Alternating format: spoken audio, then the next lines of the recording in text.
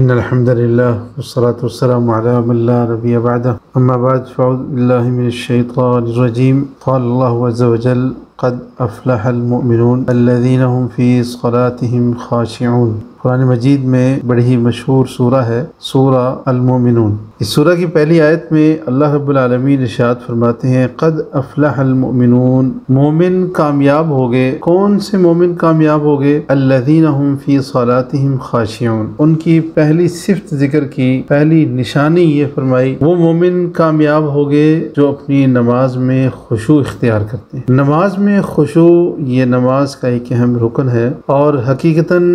نماز کا وہی اصل فائدہ ہے جس نماز کو ہم سمجھ کے پڑھتے ہیں۔ بہت بڑی ایک تعداد ایسی ہے کہ جن کو نماز کا ترجمہ آتا ہی نہیں ہے۔ ایسے ہی ایک بہت بڑی تعداد وہ بھی ہے کہ ترجمہ بھی نہیں آتا، اور نماز جو پڑھتے ہیں، جو الفاظ، جو اذکار، جو صورتیں نماز میں پڑھتے ہیں، ان صورتوں کا ترجمہ بھی صحیح طرح نہیں آتا۔ نہ تو ترجمہ آتا ہے، نہ ہی تلفظ صحیح ہے۔ اگر کسی کو زیادہ کچھ ترجمہ آ بھی گیا تو سورہ فاتحہ کا ترجمہ آتا ہے، اور نماز میں اس میں بھی دھیان نہیں ہوتا۔ نماز کتنی عظیم چیز ہے کہ رسول اللہ صلی اللہ علیہ وسلم ارشاد فرماتے ہیں میری آنکھوں کی ٹھنڈک جو علت لی، آپ علیہ السلام فرماتے ہیں میرے لیے رکھ دی گئی ہے، میرے لیے بنا دی گئی ہے، قرۃ عیونی، میری آنکھوں کی ٹھنڈک، صلاۃ، نماز میں۔ پیارے رسول علیہ السلام نماز میں اور نماز کو اپنی آنکھوں کی ٹھنڈک قرار دے رہے ہیں، اور یہ فرما رہے ہیں کہ نماز میں میری آنکھوں کی ٹھنڈک ہے، نماز میں سکون ہے، نماز میں راحت ہے، نماز میں اطمینان ہے۔ جو سکون اور اطمینان نماز میں حاصل ہونا چاہیے، ایک بہت بڑی تعداد ایسی ہے وہ نماز پڑھتے تو ہیں لیکن ان کی نماز میں وہ سکون، وہ اطمینان نہیں ہوتا، اور ان کو نماز سے وہ لذت حاصل نہیں ہوتی جو نماز سے لذت پیارے رسول علیہ السلام اور ان کے بعد ان کے صحابہ اور نیک لوگ، سمجھدار لوگ حاصل کرتے ہیں۔ پیارے رسول علیہ السلام کیا کہا کرتے تھے؟ ارحنا یا بلال، بلال جاؤ آذان دو، ہمیں راحت پہنچاؤ، نماز کے ذریعے ہمیں راحت پہنچاؤ۔ ان کو نماز پڑھ کے راحت ملتی تھی، سکون ملتا تھا۔ لیکن کیا وجہ ہے؟ ہماری ایک بہت بڑی تعداد ایسی ہے کہ جو نماز پڑھ بھی لیتے ہیں لیکن پھر بھی ان کو سکون اطمینان نہیں ہوتا۔ اس کا ایک بہت بڑا سبب یہ ہے کہ ہم نماز پڑھتے تو ہیں لیکن ہمیں سمجھ نہیں آتا کیا پڑھتے۔ اسی سے اندازہ کر لیں کہ ایک دن میں 5 نمازیں پڑھتے ہیں، اور نمازوں میں صرف فرض رکعتیں 17 رکعتیں پڑھتے ہیں، اور سنتیں جنہیں سنن مؤکدہ ہم کہتے ہیں 12 رکھتے ہیں، پھر وتر ہے، پھر اس کے علاوہ نفل ہے۔ تو مان لیں اگر 30 رکعتیں بھی پڑھتے ہیں، زیادہ ہی پڑھتے ہیں لیکن 30 بھی پڑھتے ہیں تو مہینے کی یہ 900 رکعتیں بن جاتی ہیں، اور ایک سال میں 10,000 سے زیادہ رکعتیں پڑھتے ہیں۔ اور اگر ایک رکعت کو ہم صحیح کر لیں، ایک رکعت کا ترجمہ جو ہے وہ پڑھ لیں، ایک رکعت میں جو ہم صورتیں پڑھتے ہیں، سورۃ الفاتحہ پڑھتے ہیں، سورہ اخلاص پڑھتے ہیں، اور اکثر لوگوں کو 5-7 صورتیں یاد ہوتی ہیں، تو چلیے 10 صورتوں کا تلفظ صحیح کر لیں، ان کا ترجمہ یاد کر لیں۔ رکوع میں جو ذکر کرتے ہیں، جو سجدے میں ذکر کرتے ہیں، 2 سجدوں کے درمیان کی دعا ہے، رکوع سے اٹھتے ہوئے جو ذکر کرتے ہیں، پھر رکوع سے اٹھ کے کھڑے ہوتے ہوئے ربنا ولک الحمد، اس کے بعد یہ جو اذکار ہم کرتے ہیں، اگر ان کو ہی ہم اچھی طرح سمجھ لیں تو بات کہاں تک پہنچ جاتی ہے۔ اب یہی وجہ ہے نا کہ رکوع سے اٹھتے ہوئے کہتے ہیں سمیع اللہ لمن حمیدہ۔ کیا مطلب ہے؟ سمیع اللہ لمن حمیدہ، سن لی اللہ نے، لمن حمیدہ، جس نے اس کی حمد بیان کی۔ اب جو اس کو سمجھ کے غور کر کے نہیں پڑھتے تو وہ کیا کہتے ہیں کہ اللہ ہماری سنتا نہیں اور فلاں فلاں فلاں ان کی موڑتا نہیں۔ اللہ اکبر کہتے ہیں لیکن اس کے اوپر غور نہیں کرتے۔ اللہ سب سے بڑا ہے، کتنا بڑا ہے اس زمین میں اربوں کی تعداد میں انسان رہتے ہیں، گاڑیاں ہیں، سونا چاندی ہے، اور کتنی قسم کی دھاتیں ہیں، ہیرو جواہرات ہیں، کتنے بڑے بڑے سمندر ہیں، کتنے بڑے بڑے ملک ہیں، کتنے بڑے بڑے خزانے ہیں۔ یہ ساری چیزیں اس زمین میں جو انسان کے لیے بہت بڑی ہیں، اس زمین سے باہر، اس زمین سے لاکھوں گنا بڑا سورج ہے، اور اس سے کروڑوں گنا بڑی کہکشائیں ہیں، اور اربوں کی تعداد میں یہ کہکشائیں، یہ ستارے، اور یہ سب سے جو ہے سب چیزیں پہلے آسمان کے نیچے صرف وہ ہیں جہاں تک آج کی سائنس اپنی دوربین کی آنکھ کے ذریعے یا اپنے سیاروں کے ذریعے پہنچی ہے، یا جس کا اندازہ لگایا ہے آج کے انسان نے۔ اور اس کے علاوہ کتنا کچھ ہے، پہلے آسمان کے نیچے پھر پہلا آسمان ہے، اس کے اوپر اللہ کی کتنی مخلوقات ہیں، پھر اس طرح 7 آسمان ہیں، ان آسمانوں کے بیچ میں کیا کچھ ہے، اور پھر جو اللہ تعالیٰ آیت الکرسی میں فرماتے ہیں وسع کرسیہ السماوات والارض، کہ آسمانوں اور زمین سے وسیع اللہ کی کرسی ہے۔ جب ہم اللہ اکبر کہتے ہیں تو ساتھ ہمیں یہ سوچنا چاہیے، غور کرنا چاہیے، اللہ وہ ہے جو اس زمین سے بڑا ہے، زمین کے سارے خزانوں سے بڑا ہے۔ اللہ وہ ہے کہ جو آسمانوں سے اور زمین سے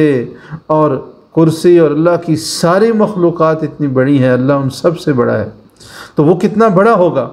اور میری چھوٹی سی پریشانی، کسی کی اولاد نہیں ہے، اولاد ہے تو بیمار ہے، یا ان کے روزگار کے مسائل ہیں، یا پھر ان کی کوئی اور معاملہ ہے، شادیوں کے معاملات ہیں، ناراضگی کے معاملات ہیں، آپس کی نفرتیں ہیں، آپس کی قدورتیں ہیں، جائیداد کی تقسیم کے معاملات ہیں،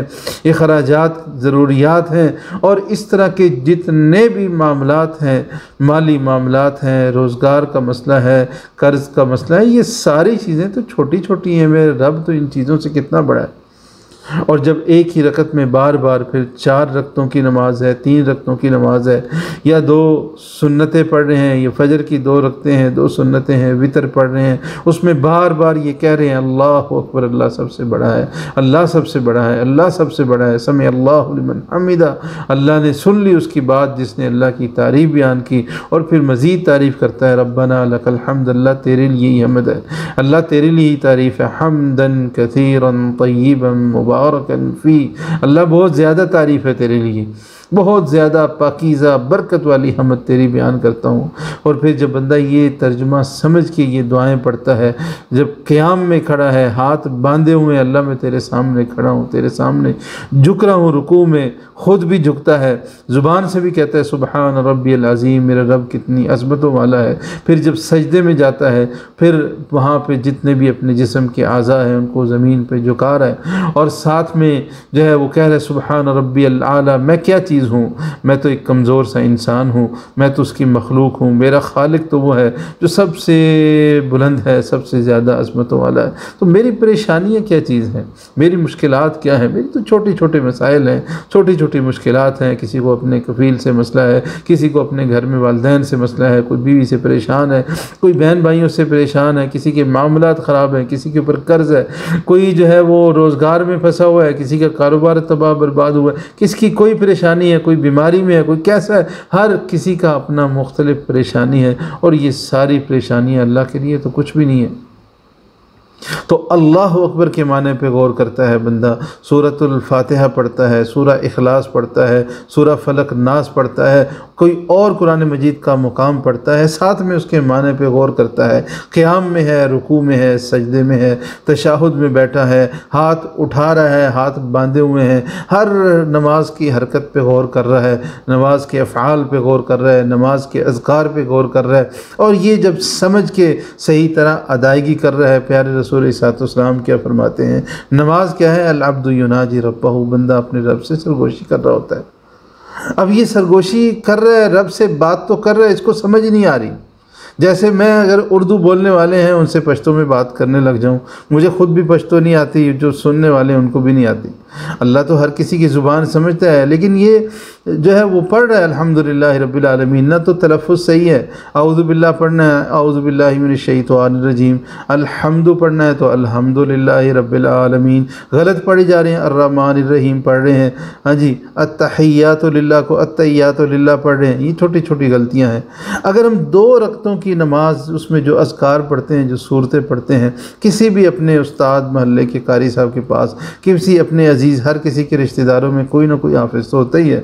اس کو کہیں بھئی یہ میری جدید دور ہے نا، آپ دور بھی ہیں، آپ وہ موبائل پہ جو ہے ان کو بھیجیں، جو ہے وائس میسیج پہ یا ایمو پہ یا کسی بھی طرح سیکھ سکتے ہیں۔ یوٹیوب پہ بھی نماز ساری موجود ہے۔ نماز نبی لے لیں، دارالسلام سے بڑے اعلیٰ کاغذ میں چھپی ہوئی ملتی ہے، سعودیہ میں ہر جگہ ملتی ہے، اپنے ملک میں دیکھیں وہاں پہ بھی ملے گی۔ اپنی زبان میں نماز کا ترجمہ دیں، قاری صاحب کو سنائیں بھئی یہ میں نماز پڑھتا ہوں، اس میں جو غلطیاں ہیں وہ صحیح کر دیں۔ ایک سال میں 10,000 سے زیادہ رکعتیں پڑھتے ہیں، 10 سال میں 1,00,000 سے زیادہ رکعتیں پڑھتے ہیں، فرض اور سنتیں ملا کے۔ لیکن کیا ہے، سمجھ نہیں آ رہی کیا پڑھ رہے ہیں۔ کتنے افسوس کی بات ہے، کتنے دکھ کی بات ہے کہ رکن دین کے بنیادی ارکان میں سے ایک رکن ہے، الصلاۃ عماد الدین، دین کا ستون ہے، لیکن یہ اللہ کا بندہ سال سے نماز پڑھ تو رہا ہے لیکن اس کو ترجمہ ہی نہیں آتا کہ میں کیا پڑھ رہا ہوں۔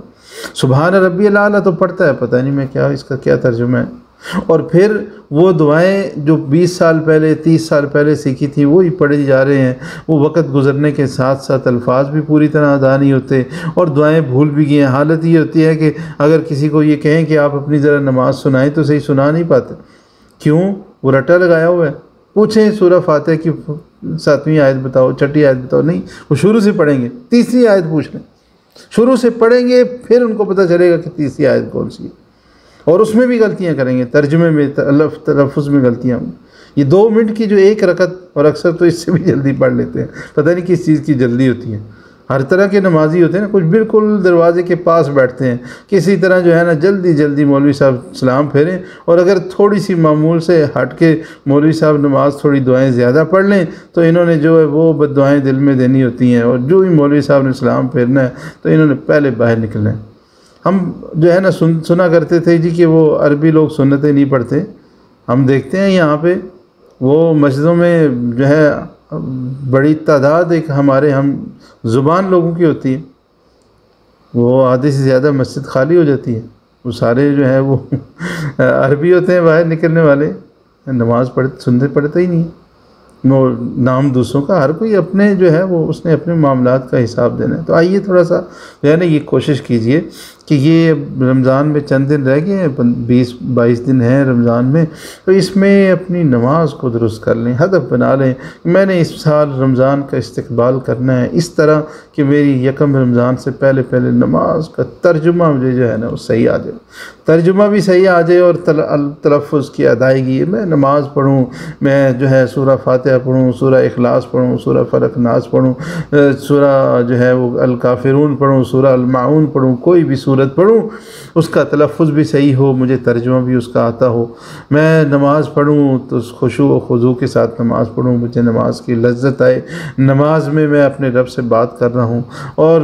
جو ہے نماز کو صحیح طریقے سے پڑھ لوں۔ جب میں اس طرح جو ہے پرسکون انداز میں سمجھ کے نماز کو پڑھوں گا، میں اپنے رب سے بات کروں گا، اپنے رب سے اپنی حاجات طلب کروں گا، اپنی مشکلیں اس کے سامنے رکھوں گا، اپنی پریشانیاں اس کو بتاؤں گا، مجھے پتہ ہوگا میں اس سے کیا بات کر رہا ہوں اپنے رب سے، تو پھر وہ سکون اطمینان آئے گا، دل کو راحت پہنچے گی، اور نماز پڑھ کے فارغ ہوں گے، جسم ہلکا پھلکا ہوگا اور سکون اطمینان ہوگا، لذت آئے گی نماز۔ پھر جو ایسی نماز سمجھ کے پڑھتے ہیں نا لذت والی نماز، تو پھر ان کو یہ ہوتا ہے کہ میری نماز ختم نہ ہو، میں نماز پڑھتا رہوں، اور نماز پڑھ کے اگلی نماز کا انتظار ہوتا ہے کب وہ وقت آئے گا کہ میں مسجد میں جاؤں گا، میں نماز ادا کروں گا، کب وہ وقت آئے گا کہ میں اپنے رب سے گفتگو کروں گا، میں اپنے رب سے سرگوشیاں کروں گا، میں اپنی پریشانیاں مشکلات اپنے رب کے سامنے رکھوں گا، اور اس سے میں اپنی مشکلات کا حل مانگوں گا، اپنے گناہوں کی بخشش مانگوں گا، میں اپنے رب کی تسبیح کروں گا، میں اپنے رب کی تکبیر بیان کروں گا،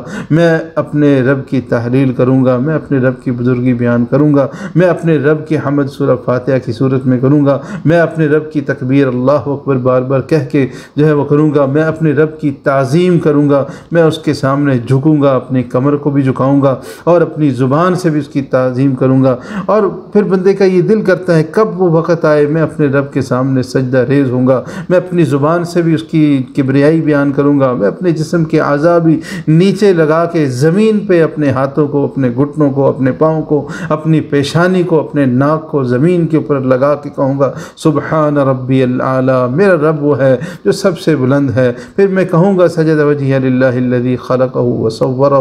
وشق وشق سمعہ وبصرہ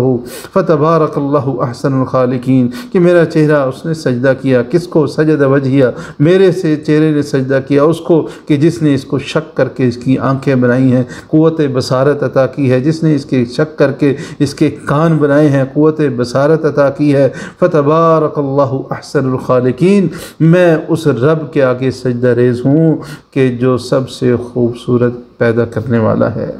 پھر دل کرتا ہے، بار بار نماز پڑھنے کو دل کرتا ہے، پھر جی چاہتا ہے میں اپنے رب کے سامنے جھکوں، لیکن ہمارا مسئلہ سب سے بڑا یہ ہے کہ ہمیں سمجھ نہیں آتا کیا پڑھ رہے ہیں۔ اس وجہ سے ہم جلدی جلدی کرتے ہیں، ہم گنتی پوری کرتے ہیں، 4 فرض 2 سنتیں 2 نفل، یہ ہے وہ ہے، گنتی ہماری لمبی ہوتی ہے، لیکن حاصل وصول ہمیں کیا ہوتا ہے؟ پیارے رسول علیہ السلام نے بعض نمازیوں کے بارے میں کیا فرمایا کہ بعض نمازی ایسے ہوتے ہیں نماز کو اتنا جو ہے وہ برے طریقے سے پڑھتے ہیں، نماز سے فارغ ہوتے ہیں، ان کی نماز ان کے منہ پہ دے ماری جاتی ہے